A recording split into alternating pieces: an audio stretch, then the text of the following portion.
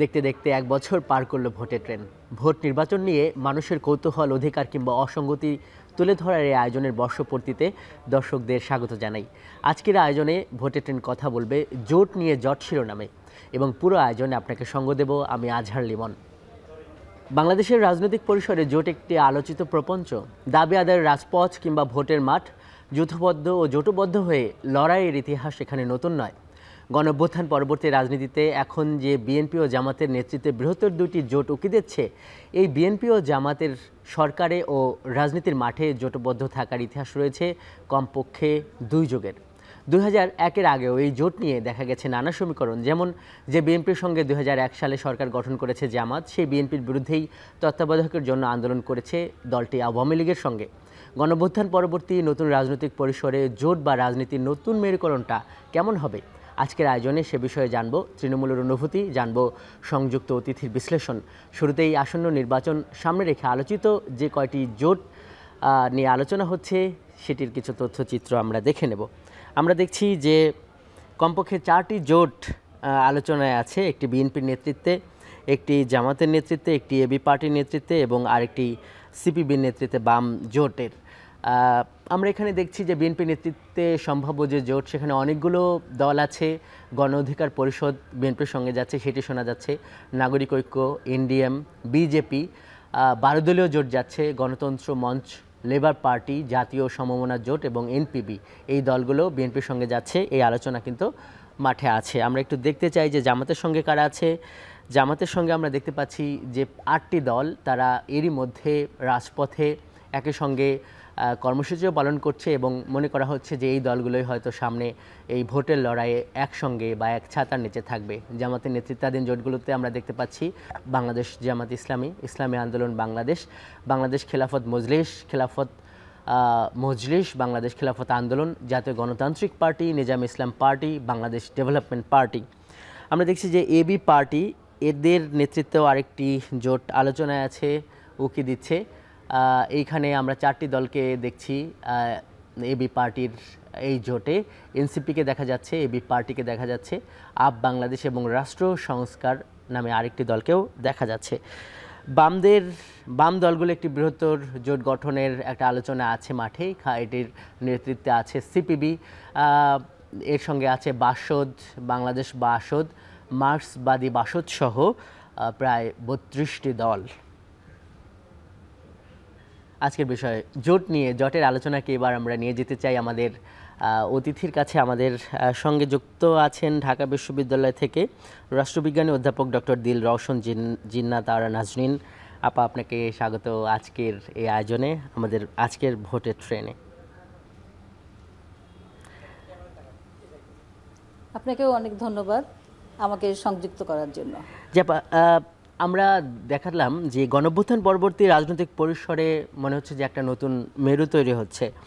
মানে আগে যে সমস্ত রাজনৈতিক দল বিভিন্ন জোটের শরিক হতো, তাদের নেতৃত্বে এখন মানে জোটের আলোচনা শোনা যাচ্ছে। নতুন দলগুলোর নেতৃত্বেও জোট আসছে, এরকম আলোচনা আছে। মানে প্রথম যে সহজ প্রশ্নটা, যে গণঅভ্যুত্থান পরবর্তী যে রাজনৈতিক পরিসরে, এখানে আপনি কতটা নতুন মেরুকরণ দেখছেন?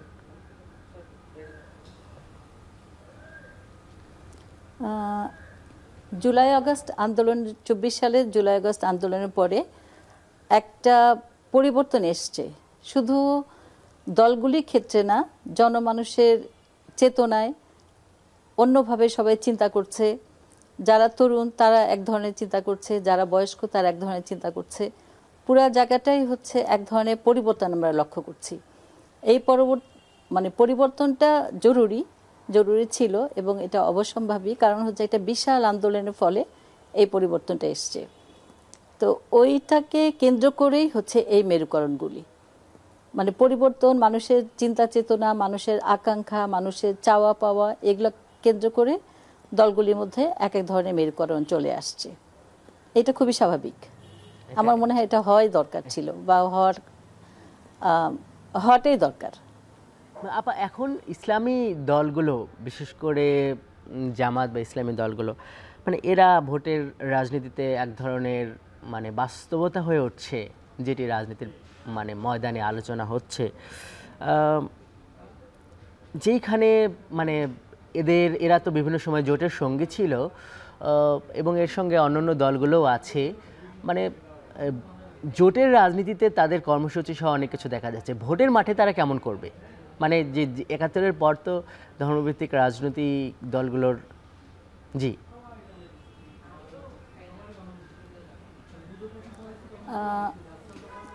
এই যে ২৪-এর যে আন্দোলনটা হয়েছিল, সেই আন্দোলনে দেখা গেছে এই ধর্মভিত্তিক দল শিবির বা জামাত এরা একদম খুব সম্মুখভাগে ছিল। এই জিনিসটা অনেকটা তাদের নেতৃত্ব মানে খুব জোরালোভাবে ছিল, এবং তাদেরকে মানুষ ওই সময় সবচেয়ে পরিবর্তিতভাবে দেখেছে এবং ওই সময় তাদেরকে অ্যাকসেপ্ট করে নিয়েছে। এই জন্য মনে হয় যে এবার ভোটের সময় তারা বেশ শক্তিশালী হয়ে আসবে, উঠবে, এটা আপনার কাছে মনে হচ্ছে আপা? যদি ফেব্রুয়ারির প্রথম ভাগে যদি নির্বাচনটা হয় তাহলে হ্যাঁ, তাহলে মোটামুটি তফসিল ঘোষণা হবে এই আমরা যখন কথা বলছি আজকের দিন থেকে 10 থেকে 15 দিনের মধ্যে। কিন্তু এখনও জোটের অনেক আলাপ আলোচনা গুঞ্জন শোনা যাচ্ছে এনসিপি বিএনপির সঙ্গে যাচ্ছে, এই এনসিপি জামাতের সঙ্গে যাচ্ছে না, এনসিপি আবার এবি পার্টির সঙ্গে যাচ্ছে, বাম দলগুলো একবার বিএনপির সঙ্গে, আবার তারা নিজেরাও নিজেরাই একটা বৃহত্তর জোট গঠনের চেষ্টা করছে। তো এই যে রাজনীতির মহাসড়কে মানে জোট আবার জট তৈরি করছে না তো, মানে অনেক অনেক জোটের আলাপ আলোচনা। এটা ঠিক জট বলা যাবে না, কারণ এটা আমাদের হিস্ট্রিতে দেখা যায়। আমরা যদি অতীতের দিকে লক্ষ্য করি, ৫৪ সালে যখন যুক্তফ্রন্ট নির্বাচন হলো, তখন কিন্তু আওয়ামী লীগ চাইলে একা একা নির্বাচনে অংশগ্রহণ করেও জিতে আসতে পারত, কিন্তু একটা স্ট্র্যাটেজিক কারণে তারা সবাইকে মিলে এক যুক্তফ্রন্ট গঠন করেছিল। আমাদের ইতিহাসে এটা আছে। সেইখান থেকে এখনও দলগুলা ওইভাবে স্ট্র্যাটেজিকভাবে চিন্তা করছে যে হয়তো এইভাবে একটা স্ট্র্যাটেজি নিলে হয়তো জনগণের কাছে তারা আরও বেশি গ্রহণযোগ্য হবে, জনগণ তাদেরকে অ্যাকসেপ্ট করবে। আমার মনে হয় এই জন্য এই জোট গঠনের প্রক্রিয়াটা একটু বেড়ে গেছে। মানে সবাই চাচ্ছে যে জনগণের কাছে কিভাবে নিজেদেরকে আরো ভালোভাবে উপস্থাপন করবে। কিন্তু আপা একটা ব্যাপার আছে যে এটা একটা পুরাটাই স্ট্র্যাটেজি, হ্যাঁ, কৌশলগত একটা কারণ আপনি বললেন, কিন্তু এখানে একটা ব্যাপার এরকমও আলাপ আলোচনা আছে যে ছোট দলগুলো তারা যখন বড় দলগুলোর সঙ্গে যায়, বাংলাদেশের যে গেল প্রায় 5 দশকের রাজনৈতিক ইতিহাস, এখানে একটা বা মানে দুইটা মেরু তৈরি হয়েছে রাজনীতির শক্তির বিবেচনায়। তো এই যে আরও মেরু তৈরি হচ্ছে না, ছোট দলগুলোর যে আদর্শ সেগুলো যে দাঁড়াচ্ছে না, সেখানেও কিন্তু মনে করা হয় যে এই জোটবদ্ধ রাজনীতির এখানে একটা বিশাল প্রভাব আছে। আপনি কি মনে করেন? হ্যাঁ, তা তো আছেই। বিশেষ করে আবারও আমি বলি যে আন্দোলনের পরে, ২৪-এর আন্দোলনের পরে তরুণ সমাজ ভীষণভাবে সামনে গিয়ে আসছে। তারা এখন একটা বিশাল টার্নিং পয়েন্ট রাজনীতিতে, এবং তারা একটা বিশাল পরিবর্তন আনার জন্য মানুষকে অনেকটা উৎসাহী করে রেখেছে। মানুষ অনেকটা নির্ভর করছে তরুণদের উপরে। এইখান থেকে একটা ওদের প্রতি একটা আস্থা, এক ধরনের বিশ্বাস, এই জিনিসটা তৈরি হয়েছে। এখন এই জন্যই জোটে তাদেরকে নিয়ে একটু টানাটানি হচ্ছে, বা তারাও চিন্তা করছে কোন জোটে যাবে, কোথায় গেলে ভালো হবে। এই জিনিসটা আমার মনে হচ্ছে। আপনার আপনার আপনার কাছে কি মনে হয় আপা, এই ছোট দল যেগুলো আছে, এবং বিশেষ করে জোট তো হয় আপনি একজন রাষ্ট্রবিজ্ঞানী, যে অভিন্ন আদর্শ কিংবা লক্ষ্য থাকলে, তাহলে আজকে এই যাদেরকে আপনি সম্ভাবনার কথা বলছেন, তাদের জন্য কি মানে জোট কি ভালো হবে নাকি না কেমন হবে, ইতিবাচক না নেতিবাচক হবে ভবিষ্যৎ রাজনীতির জন্য? এটাই আলোচনা হচ্ছে মাঠে, এজন্যই আপনাকে জানতে চাচ্ছি। হ্যাঁ, এটা ইতিবাচকই হবে, কারণ এরা তো জাস্ট নতুন দল এক্ষুনি বিশাল কিছু পরিবর্তন করে ফেলতে পারবে না, বা জনগণকে তাদের দিকে নিয়েও আসতে পারবে না সবাইকে। এই জন্য যদি একটা জোটের সঙ্গে তারা যায়, তাদের যে আদর্শ, সেই জোটের সঙ্গেই তারা হয়তো প্রচার করতে পারবে, প্রকাশ করতে পারবে। কারণ যদি হতো যে হ্যাঁ অনেক লম্বা সময় পেয়েছে তারা নিজেদের দল গঠন করতে, তাহলে হয়তো আমরা অন্যরকম একটা চিত্র দেখতে পেতাম। কিন্তু এরা তো ওইভাবে অতখানি সময় পায় নাই, অল্প সময়ের মধ্যে তারা দাঁড়িয়েছে। এজন্য যদি নিজেরা তারা ইলেকশন করে বা তারা নির্বাচনে যায়, খুব বেশি ভালো ফলাফল করতে পারবে না আমার কাছে মনে হয়। সেই জন্য জোটের সঙ্গে থেকে হয়তো একটা ওরা আশাবাদী হচ্ছে যে আমরা একটু ভালো করতে পারবো। আপা যদি আমরা রাজনৈতিক নৈতিকতার দিকে তাকাই, সেটি হলো যে একটা হলো জিততে পারবে না, সেটি যদি আমরা একদিকে রাখি, আবার যদি বলি যে তাদের ভবিষ্যৎ রাজনীতি সেই দিকে যদি রাখি, বিশেষ করে আমরা রাজনৈতিক দলগুলোকে যেটি দেখছি যে তারা একে অন্যের বিরুদ্ধে এক ধরনের মানে অবস্থান নিচ্ছে, কিন্তু যখন আবার তারা জোটবদ্ধ রাজনীতিতে মানে জড়িয়ে যাবে, তখন কি এই ধরনের অবস্থান নেওয়ার সুযোগ থাকবে বা নিজেদের রাজনীতি কি দাঁড়াবে? নৈতিকতার কথা হচ্ছে পলিটিক্সে না নাই ভালো। মেকিয়াভেলি বহু আগে বলে গেছেন যে রাজনীতিতে নৈতিকতা সেরকমভাবে কখনো জোরালো ভূমিকা পালন করে না। যে রাজনীতি করে তার জন্য যে কোনো নৈতিকতাই ঠিক আছে। আর এটা তো রাজনীতি বাংলাদেশের, বিশেষ করে আমাদের দেশে রাজনীতির এটা তো পুরাতন একটা দিক যে সবাই সবার বিরুদ্ধে কথা বলতে থাকবে। সুতরাং এটাকে অনেক শক্তভাবে না নেওয়াটাই ভালো। নিয়ে অনেক আলাপ আলোচনা করলাম, আমরা একটি বিরতিতে যাব, কিন্তু তার আগে একটু আপনাকে বলে রাখি যে এই যে জাতীয় নির্বাচন, গণভোট, এগুলো নিয়ে এখন বিভিন্ন পর্যায়ে আলোচনা হচ্ছে। আজকে দুইজন উপদেষ্টাও এটা নিয়ে কথা বলছে, সংস্কার নিয়ে কথা বলছে। তো এই বিষয়গুলো নিয়ে আপনার সঙ্গে আরও কথা বলবো। আপনি সঙ্গেই থাকুন, আমরা একটি বিরতি থেকে ঘুরে আসি। দর্শক, আজ আমরা আলোচনা করছি জোট নিয়ে জট শিরোনামে। আমাদের সঙ্গে যুক্ত আছেন রাজনীতি বিশ্লেষক অধ্যাপক ডক্টর দিল রওশন জান্নাত আর নাজনীন। আমরা তার সঙ্গে আলোচনায় ফিরবো, তার আগে চলুন দেখে নেই একই ইস্যুতে তৃণমূল মানুষের মতামত। চট্টগ্রাম থেকে মতামতটি পাঠিয়েছেন সহকর্মী কাজী মাহফুজ। বাংলাদেশের সংসদীয় নির্বাচনের আগে রাজনৈতিক দলগুলোর মধ্যে জোট গঠন অনেকটা অপরিহার্য কৌশলে পরিণত হয়েছে। আসন্ন নির্বাচন ঘিরে ইতোমধ্যে জোট গঠনের লক্ষ্যে ছোট বড় রাজনৈতিক দলগুলো আলোচনা শুরু করেছে। তবে যেহেতু এবারের নির্বাচনে আওয়ামী লীগ মাঠে নেই, সেক্ষেত্রে কেমন হচ্ছে জোটের সমীকরণ, কি ভাবছেন সাধারণ মানুষ এবং রাজনৈতিক দলের নেতাকর্মীরা, চলুন দেখে আসি। নির্বাচনী ইশতেহার দেখে আমরা তাদের স্পিড দেখে দেশের জন্য দায়বদ্ধতার কতটুক জায়গা, তাদের অতীতে কী করছে, ভবিষ্যতে কী করতে পারে, এটা দেখে আমরা একটা দলকে ভোট দিই। যখন তারা কয়েকটা দল মিলে মার্চ হয়ে যায়, তখন আমরা গুলিয়ে ফেলি কোন স্পিডে তারা আদৌ বাস্তবায়ন করে। ছোট দলগুলোর জন্য নির্বাচন জিতে আসা আসলে অনেক সময় অসম্ভব হয়ে যায় আমাদের জটিল নির্বাচনী প্রক্রিয়ার কারণে, কিন্তু তাদের মধ্যেও জনগণকে সেবা করার জন্য পর্যাপ্ত মানসিকতা রয়েছে এবং তাদের মধ্যে মেধা রয়েছে। এই মেধার সমন্বয়টা করার জন্য বড় দলগুলো সাধারণত ছোট দলকে ছাড় দিয়ে থাকে। জোট যেন শুধু ক্ষমতার জন্য না হয়, সেটা যেন এমন হয় যে সেটা মানুষের কল্যাণের সাথে হয়, সেটার জন্য দেশের মঙ্গলের জন্য কিছু হয়। জোট হবে না হবে মানুষের মধ্যে, দলের মধ্যে, সেটা থাকবেই। সেটা একটা নির্বাচনী খেলা, একটা প্রক্রিয়া, একটা কৌশল। আমরা চাই যে বাংলাদেশের সকল মানুষ যেদিন ভোট দেবে তার আগে থেকে নির্বাচনী ক্যাম্পেইন, সবাই হাসি উৎসাহ এবং এক ভাই আরেক ভাই মনে করে মানুষ কাতারে কাতারে দাঁড়িয়ে আনন্দে ঈদ উৎসবের মতন ভোট দেবে। আসলে আদর্শগত দিক থেকে যদি জোট হয় ওটা ঠিক আছে, তাদের এক এক দলের এক এক রকমের গঠনতন্ত্র থাকে, তো জোটে যখন যায় তখন কিন্তু গঠনতন্ত্র অতটুকু বিরাজ করতে পারে না। ছোট ছোট দলগুলো মিলে যে বড় দলের সাথে একটা জোট করছে, যে যার মতো করে আসন বন্টন পেয়ে যাবে। আমরা আশা করছি, আমরা একটা সুষ্ঠু নির্বাচন আশা করছি জাতি থেকে। মানুষ চাই জোট হোক বা না হোক, নির্বাচন যেন শান্তিপূর্ণ এবং সংঘাত মুক্ত হয়, আর জোট হলে সেটি যেন মানুষের কল্যাণের জন্য হয়, এমন প্রত্যাশা তাদের। RICL TMX, যুগের পর যুগ স্থাপনা থাকে মজবুত। VRM প্রযুক্তির RICL TMX। তৃণমূল মানুষের এই ভাবনা এবং জোটের এই আলোচনাকে আবার আমরা নিয়ে যেতে চাই আমাদের সঙ্গে যুক্ত হওয়ার রাজনীতি বিশ্লেষকের কাছে। নিশ্চয়ই আপনি শুনতে পাচ্ছেন আমাকে। আমরা তৃণমূল মানুষের কাছ থেকে যেই মতামতগুলো পেলাম, সেগুলো নিয়ে আপনার কাছে আমরা একটু বিশ্লেষণ চাই। মানুষেরা বলছে যে ইশতেহার ও স্পিড দেখে আমরা এক একটা দলকে ভোট দিই, কিন্তু যখন তারা জোট করে তখন আমরা গুলিয়ে ফেলি, এবং মানে তারা আর ওই স্পিড, মানে কোন স্পিড তারা বাস্তবায়ন করবে, এরকম একটা প্রশ্ন আসছে। আরেকটা প্রশ্ন আসছে যে ছোট দলগুলো নির্বাচনে জেতার জন্য জোট করে মেধার সমন্বয় করতে, এবং ছোটদের ছাড় দেয় বড়রা। আর আরেকজন বলছে যে আদর্শগত দিক থেকে জোট হয়, কিন্তু এই জোট হবার পর আর আদর্শটা ঠিক থাকে না।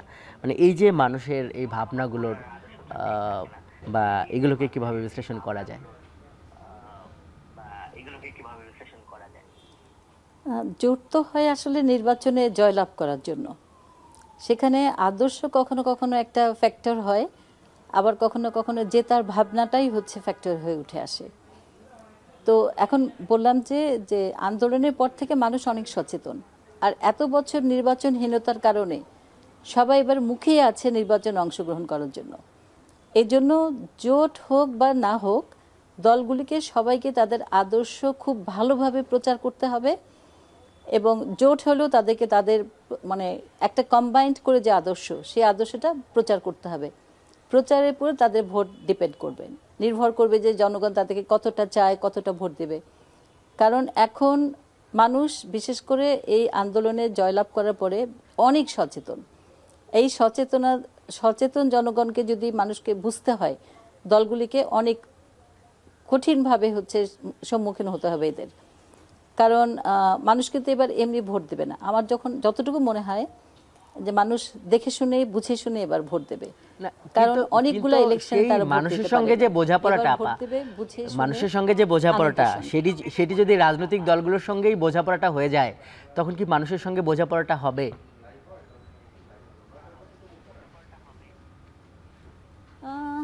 এবার যদি না হয় তাহলে আমার মনে হয় না আর কখনো বাংলাদেশে এরকম হবে। কারণ হতেই হবে, মানে যে উদ্দেশ্যে যে দল ইলেকশনে অংশগ্রহণ করছে সেই উদ্দেশ্য তাদেরকে পূরণ করতেই হবে, এবং জনগণ হচ্ছে সচেতনভাবে তাদের দিকে তাকিয়ে থাকবে যে কে কি করছে, কে কি বলেছিল, তাদের ম্যানিফেস্টো কি ছিল, সেই ম্যানিফেস্টো অনুযায়ী তারা কাজ করছে কিনা, এগুলো জনগণ এবার খেয়াল করবে। আপনি বললেন আমি একজন সাধারণ জনগণ হিসাবে আমার নিজেরও তাই মনে হয়। জি জি আপা, স্পষ্ট। আপনি নিজেও ভোটের কথা বলছিলেন, মানে একটা বড় বাস্তবতা যে এখনো আওয়ামী লীগের একটা বড় অংশ কর্মী সমর্থক ভোটার হিসেবে এখনো ভোটের মাঠে আছে, এই আলোচনাটা আছে। এখন মানে এই ভোটগুলো কোন দিকে যাবে, যেহেতু তাদের কার্যক্রম নিষিদ্ধ এবং বলা যায় যে তারা নির্বাচনেও অংশগ্রহণ করতে পারবে না। জাতীয় পার্টির ক্ষেত্রেও একই কথা, যে তাদেরও নির্বাচনে অংশগ্রহণ করতে পারবে কি পারবে না, সেখানেও একটা সংশয় আছে। তো সেখানে এই যে তাদের যারা কর্মী সমর্থক, সেটা ধরেন যে রিকনসিলিয়েশন যদি ওটাও ধরি, কিংবা তাদের ভোটগুলো কোথায় যাবে, তাদের কাছে দলগুলো কিভাবে, কি দাবি, কি ইশতেহার নিয়ে যাবে, মানে সেই ক্ষেত্রে সমীকরণটা কেমন হতে পারে? এইখানে তো একটা জিনিস মোটামুটি স্পষ্ট আছে। মির্জা ফখরুল ইসলাম আলমগীর সাহেব যেদিন বললেন যে তাদের মামলা তুলে নেওয়া হবে, সেদিন তো মনে হয় যে একটা বড় অংশই তাদেরকে বিএনপিকে ভোট দেওয়ার চিন্তা করেছিল। কিন্তু আসলে তুলে নিতে পারবেন কি না, কিংবা এই জিনিসগুলো আলোচনায় আসবে। এবং আমার মনে হয় যে যারা আওয়ামী লীগ করে তারাও চিন্তা করবে যে আমরা কোন দিকে ভোট দিব। আমার মনে হয় ওদের ভোটটা স্কেটার্ডভাবে ছড়ায় যাবে, বিভিন্ন দলের কাছে হয়তো কিছু কিছু যাবে, কোথাও একটু বেশি, কোথাও একটু কম, আবার অনেকে হয়তো ভোটই দিবে না। আপা, এই যে দেখা যাচ্ছে যে মির্জা ফখরুল ইসলাম আলমগীর যে কথাটা বলেছেন, তারপরে আবার সেটি তিনি কিভাবে বলেছেন, ওই নির্দিষ্ট এলাকার জন্য বলেছেন, সেটা উনি যেমন বলেছেন, আবার এর আগে জামাতের যিনি আমির, যে সাধারণ ক্ষমা তাদের দল থেকে করা হবে, এইরকম আলোচনাগুলো হচ্ছে। তো মানে এটার কি আসলে ওই যে লক্ষ্যটা ওই ভোট ব্যাংকটা?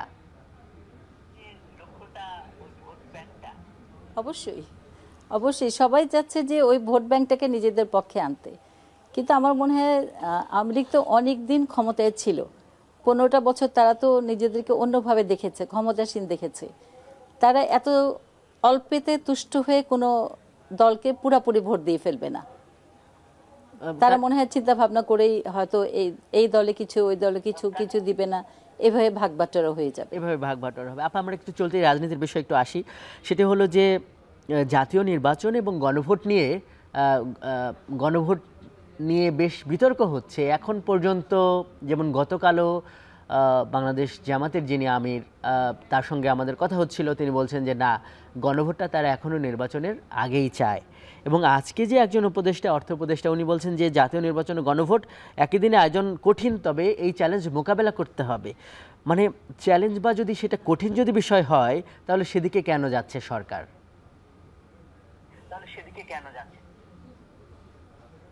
গণভোট তো হচ্ছে মানুষের দাবি, ছাত্র জনতার দাবি।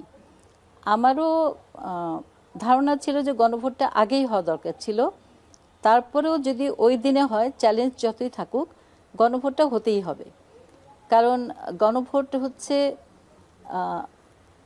মানুষের আন্দোলনের পরে সবচেয়ে বড় চাওয়া হচ্ছে গণভোট। গণভোট দিয়ে ঠিক হবে যে কিভাবে পরবর্তী গভর্নমেন্ট চলবে, কিভাবে কোন কাজটা করা হবে, সেটা চ্যালেঞ্জ হলেও এটা মোকাবেলা করতেই হবে। আর গণভোট পরবর্তী ইলেকশন পরবর্তী সময় হওয়ার কোনো যুক্তি নাই।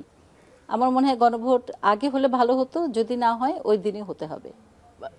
গণভোটের যে মানে কাউন্ট নিয়ে একটা মানে শঙ্কা দেখা যাচ্ছে বিভিন্ন পক্ষে, ওই দিন আসলে যদি গণভোটটা হয় তাহলে মানে গণভোটের ভোট গ্রহণ কি বেশি না কম হবে, আপনি কি ধারণা করছেন?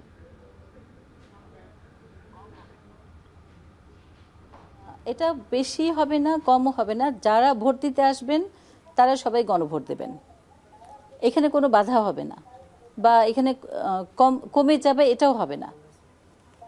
জি, কারণ এটাতে তো কোনো সমস্যা নাই। জি জি আপা, সবশেষ একটু আরেকজন উপদেষ্টার একটা বক্তব্যের একটু মন্তব্য আপনার কাছে নিতে চাই। উনি আজকে আইন উপদেষ্টা উনি বলেছেন যে রাতারাতির সংস্কার সম্ভব নয়, মানুষ নিতে পারবে না এমন সংস্কার করতে গিয়ে রাষ্ট্র কাঠামো দুর্বল করা যাবে না। এবং উনি এই কথা বলতে গিয়ে রাষ্ট্রবিজ্ঞানের একটা টার্ম ব্যবহার করেছেন উন্নয়ন সম্পর্কিত, সেটা হলো যে ইনক্রিমেন্টাল প্রসেসে উন্নয়ন করতে হবে। মানে প্রশ্ন হলো এই ইনক্রিমেন্টাল প্রসেসটা ব্যাপারটা কি? আর গণঅভ্যুত্থান নিজেই যখন মানে বলা হয়, আপনারা বিশ্লেষকরাই বলেন যে গণঅভ্যুত্থান নিজে একটা বড় পরিবর্তনের জন্য জনতার রায়, তাহলে এই ইনক্রিমেন্টাল প্রসেসটা কি মানে গণঅভ্যুত্থান পরবর্তী সময়ের জন্য প্রযোজ্য হবে কিনা?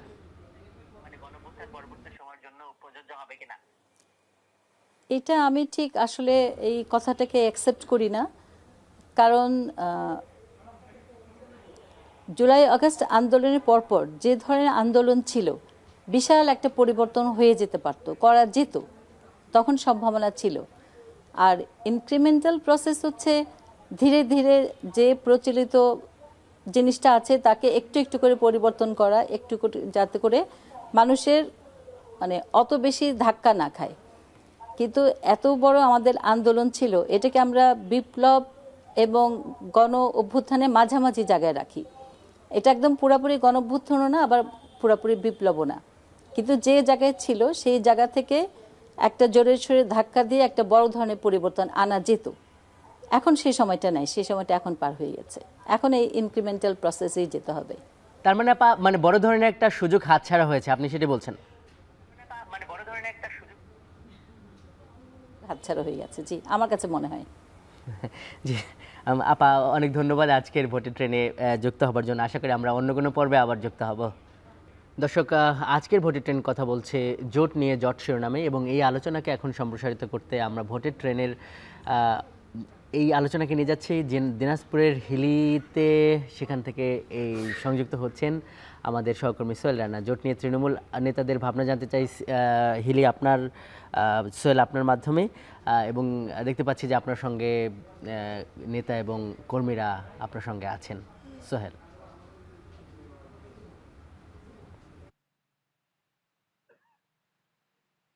লিমন, আপনাকে ধন্যবাদ। আসলে হিলি থেকে ভোটের ট্রেনে যুক্ত রয়েছে আমি, সোহেল রানা, এবং আজকের যে জোটের যে জট শিরোনামের যে আজকের ভোটের ট্রেনের আলোচনা, সেই আলোচনায় আমাদের সাথে তৃণমূলের দুজন নেতা রয়েছেন। সেই আমার দুজন নেতার মধ্যে আমার ঠিক ডান পাশে রয়েছেন হাকিমপুর উপজেলা বিএনপির সভাপতি ফেরদৌস রহমান, এবং আমার বাম পাশে রয়েছেন হাকিমপুর উপজেলা জামায়াতে ইসলামের আমিনুল ইসলাম। আমরা কথা না বাড়িয়ে সরাসরি প্রশ্নে যেতে চাই। আমরা প্রথমে যেতে চাই হাকিমপুর উপজেলা বিএনপির যে সভাপতি রয়েছেন তার কাছে। আসলে ইসলামী দলগুলোর যে একটি ভোট ব্যাংক রয়েছে, এই ভোট ব্যাংকে আসলে আপনারা কিভাবে দেখছেন, যে আসলে তারা এই জোটকে আপনারা বিএনপি কিভাবে দেখছেন, এই বিষয়ে? ধন্যবাদ। ভোটের ট্রেন এখন টিভি যে কলাকৌশলী, আমি বাংলাদেশ জাতীয়তাবাদী দল বিএনপির পক্ষ থেকে এবং ভারপ্রাপ্ত চেয়ারম্যান জনাব তারেক রহমান, বিএনপি স্থায়ী কমিটির অন্যতম সদস্য ডাক্তার এজিএম জাহিদ সাহেবের পক্ষ থেকে ধন্যবাদ জানাচ্ছি ভোটের এই ট্রেনের এই হাওয়ায়। আমরা মনে করি যে ইসলামী দলগুলো এ দেশের জন্য এবং সকল রাজনৈতিক দল এ দেশের মানুষের কল্যাণের জন্য তারা কাজ করবেন। বিশেষ করে আমরা শ্রদ্ধা ভরে স্মরণ করছি। আমাদের প্রশ্নটা হচ্ছে আসলে যে জোট, ইসলামী দলের যে জোটগুলো রয়েছে, সেই জোটগুলোকে বিএনপি আসলে কিভাবে দেখছে, যে আসলে তাদের সাথে মোকাবেলার ক্ষেত্রে আপনাদের কি ধরনের প্রস্তুতি বা এই বিষয়গুলো আসলে? দেখুন, আমরা দীর্ঘদিন ধরে ভোট যুদ্ধে একটা সুষ্ঠু ভোটের জন্য আমরা লড়াই করে যাচ্ছি। ইতিমধ্যেই অনেক শহীদ হয়ে গেছেন শুধু একটু ভোটের জন্য। আশা করছি ইসলামী দল সহ সকল রাজনৈতিক দল তাদের আত্মার শান্তির জন্য শহীদদের প্রতি চিন্তা ভাবনা করে আগামী যে ত্রয়োদশ জাতীয় সংসদ যে নির্বাচন রয়েছে সেই নির্বাচনে স্ব দলের জোটের ম্যানিফেস্টো নিয়ে সাধারণ মানুষের কাছে যাবেন। সাধারণ মানুষই বিচার বিশ্লেষণ করে ভোট দেবে ইনশাল্লাহ। আমরা মনে করি আমরা একটু ধন্যবাদ আপনাকে। আমরা একটু যেতে চাই হাকিমপুর উপজেলার জামাত ইসলামী যে আমির রয়েছেন আমরুল ইসলাম তার কাছে। আসলে গণ অভ্যুত্থান পরবর্তী আমরা একটা বিষয় দেখছি, বিশেষ করে যে আসলে ইসলামিক দলগুলোর একটা জোট রয়েছে এবং এই ইসলামী দলগুলো বিভিন্ন ধরনের কর্মসূচিও দিয়ে থাকছে দেখছি আমরা। বিশেষ করে সেক্ষেত্রে আসলে এই যে ৭১ পরবর্তী যে নির্বাচনগুলো হয়েছে সেই নির্বাচনে উল্লেখযোগ্য সফলতা আমরা দেখিনি ইসলামী দলগুলোর। এবারে আসলে কেমন সফলতা আপনারা আশা করছেন এ বিষয়ে একটু যদি বলতেন। ধন্যবাদ। আসসালামু আলাইকুম। গত ২৪শে জুলাই গণ অভ্যুত্থানের শহীদের বিনিময়ে, রক্তত্যাগের বিনিময়ে যে একটা নতুন স্বাধীন দেশ পেলাম, এ পাওয়ার পরে সারা বাংলাদেশে ইসলামী মনা সমস্ত দলগুলি জোট বেঁধেছে এবং আমরা বিশ্বাস করতেছি যেহেতু ৯০% মানুষ মুসলমানের দেশ এ বাংলাদেশ, আর আল্লাহর ঘোষণা হলো ওয়াতাসিমু বিহাবিল্লাহি জামিআন ওয়ালা তাফাররাকু, তোমরা ঐক্যবদ্ধভাবে বিভেদ সৃষ্টি না করে ইসলামী সমস্ত দলগুলো ঐক্যবদ্ধ হও, আল্লাহ বিজয় দিবেন। আল্লাহর এই কোরআনের কথাকে সামনে রেখে জামাত ইসলাম সহ ইসলামী দলগুলো আমরা জোট বেঁধেছি যাতে ইসলাম প্রিয় দেশ বাংলাদেশের মানুষ আমাদেরকে ভোট দিবেন, সাপোর্ট করবেন, যাতে একটি সমৃদ্ধশীল ইসলামী দেশ রাষ্ট্র কায়েম করা যায়। এবং গণ অভ্যুত্থানে তাদেরও আশা আকাঙ্ক্ষা ছিল যে একটি শোষণমুক্ত, দুর্নীতিমুক্ত এবং চাঁদাবাজ মুক্ত একটি দেশ গঠন হবে। সেই লক্ষ্যে আমরা আশা করতেছি ইসলামী দলকে এদেশের মানুষ ভোট দিবে এবং সাপোর্ট করবে, এটা আমাদের আশা আকাঙ্ক্ষা। আমরা একটা বিষয় দেখছি যে একটা সময় শোনা যাচ্ছে যে আসলে এনসিপি বিএনপির সঙ্গে জোট বাঁধতে যাচ্ছে, সরকারি উপদেষ্টার পক্ষ থেকেও চাপ রয়েছে। আবার আমরা দেখছি যে বিশেষ করে অনেক সময় শোনা যাচ্ছে যে জামাত ইসলামের সঙ্গেও এনসিপি কিন্তু জোট বাঁধার একটা সম্ভাবনা রয়েছে। এই নিয়ে পত্র পত্রিকায় কিন্তু বেশ আলোচনা সমালোচনা চলছে এবং আমরা সেই বিষয়গুলো নিয়ে আমাদের স্থানীয় পর্যায়ে যারা নেতাকর্মী রয়েছেন তাদের সাথে আমরা কথা বলেছি এবং আমরা একটু আরেকবার বিএনপির যে সভাপতি রয়েছেন, উপজেলা বিএনপির সভাপতি ফেদুর রহমানের কাছে জানতে চাই, সেটি হচ্ছে যে এই যে জোটবদ্ধভাবে নির্বাচন করলে জোটের যে শরিকরা থাকেন বিশেষ করে আসলে তাদের লক্ষ্যবস্তু বা তাদের উদ্দেশ্যগুলোর সাথে কি আপনারা একমত পোষণ করে সম্মতি দিয়েই থাকবেন নাকি আলাদা বা অভিন্ন কোনো সম্মতি থাকবে আপনাদের? ধন্যবাদ আপনাকে। দেখুন, ইতিমধ্যেই বাংলাদেশ জাতীয়তাবাদী দল বিএনপি জুলাই অভ্যুত্থানের পর নতুন যেসব দলগুলো তৈরি হয়েছে, জন্ম নিয়েছে, তাদেরকে স্বাগত জানিয়েছে। আমরা মনে করি দেশের এই ক্রান্তি লগ্নে এবং মানুষের গণতন্ত্র ফিরে নিয়ে আসবার জন্য যে ত্রয়োদশ জাতীয় সংসদ যে নির্বাচন হবে সেই নির্বাচনে একটু অপেক্ষা করতে হবে কোন কোন নতুন দল কিভাবে বড় দলগুলোর সাথে তারা একসাথে দেশের জন্য কাজ করবে। আমার মনে হয় বাংলাদেশ জাতীয়তাবাদী দল বিএনপি সবার জন্য দ্বার উন্মুক্ত। আমাদের ভারপ্রাপ্ত চেয়ারম্যান জনাব তারেক রহমান উনি বলেছেন আমাদের জনগণ যদি বাংলাদেশ জাতীয়তাবাদী দলকে ক্ষমতায় নিয়ে এসে ভোট দেন তাহলে একটা জাতীয় পর্যায়ে সরকার উনি গঠন করবেন।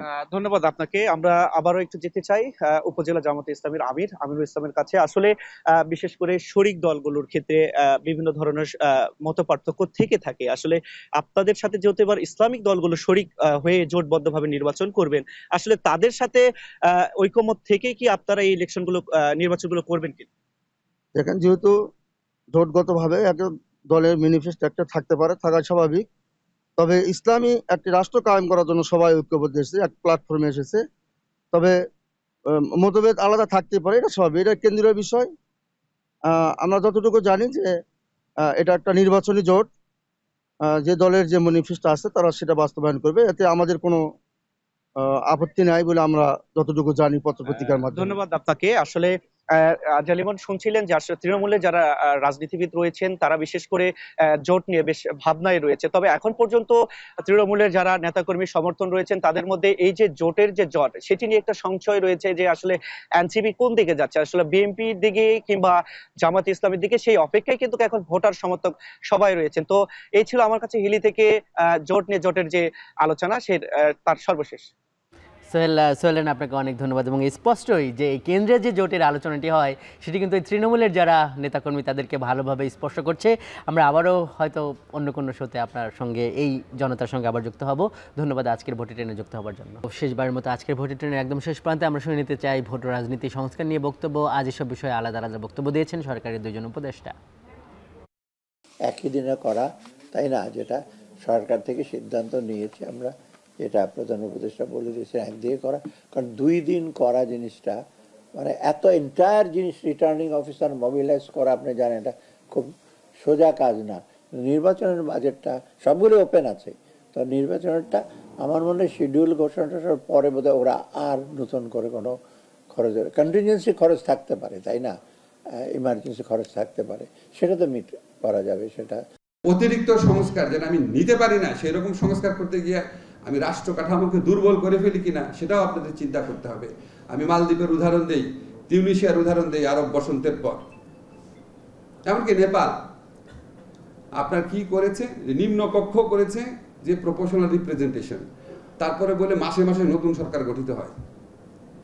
আপনার সংস্কার নেওয়ার জন্য আস্তে আস্তে একজন একটা অ্যাথলেটকে মানে আরো বেশি ট্রেনিং করার জন্য আস্তে আস্তে ফিজিক্যালি প্রস্তুত হতে হয়। এটা একটা সংস্কার ওরকম একটা ক্রমান্বয় প্রক্রিয়া, ইনক্রিমেন্টাল প্রসেসে করতে হবে।